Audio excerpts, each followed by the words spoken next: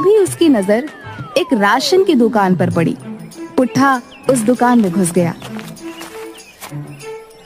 ये लो झोला और महीने भर का राशन भर दो और पैसे हिसाब में लिख लेना, मैं अगले महीने दे दूंगा, ठीक है? तेरा दिमाग तो ठीक है पुट्ठा, हैं? अबे तूने तो पिछली उधारी ही नहीं चुकाई। पिछले 6 महीने से तू मुझसे यही कह रहा है कि कल दे दूंगा, कल दे दूंगा। मेरे पैसे देना तो दूर, तू उल्टा उधार मांगने वाला चला आया। भाग यहाँ से। अरे अगर राशन नहीं देना तो अकड़ क्यों रहे हो भैया, हैं?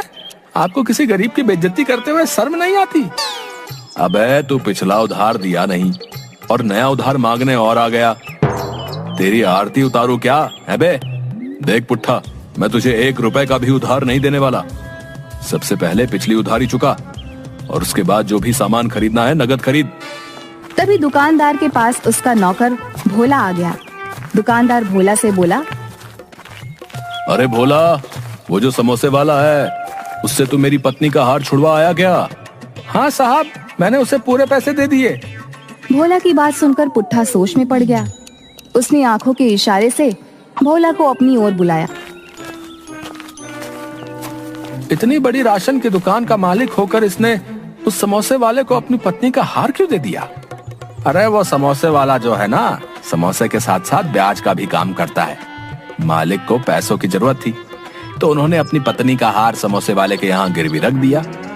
आज पैसे देकर वो हार छुड़वा लिया। तभी पुट्ठा के दिमाग में एक विचार आया। बड़ा अकड़ रहा था ना, अभी तुझे बताता हूँ।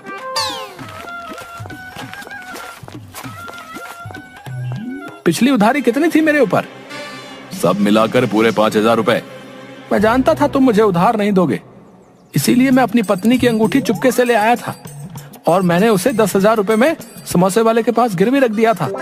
तुम एक काम करो, पूरे 5,000 रुपए का राशन मुझे दे दो और अपने नौकर भोला को मेरे साथ समोसे वाले के यहाँ भेज दो। मैं समोसे वाले से पैसे दिलवा लूंगा। पुट्ठा की बात सुनकर दुकानदार सोच में पड़ गया। तेरी बीवी के पास सोने की अंगूठी कहाँ से आई बे?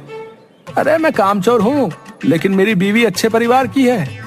उस बेचारी को तो पता भी नहीं है कि मैंने उसकी अंगूठी गिरवी रख दी है। दुकानदार ने पुट्ठा की बात पर यकीन कर लिया और पूरे 5,000 का राशन उसे दे दिया और भोला को पुट्ठा के साथ भेज दिया।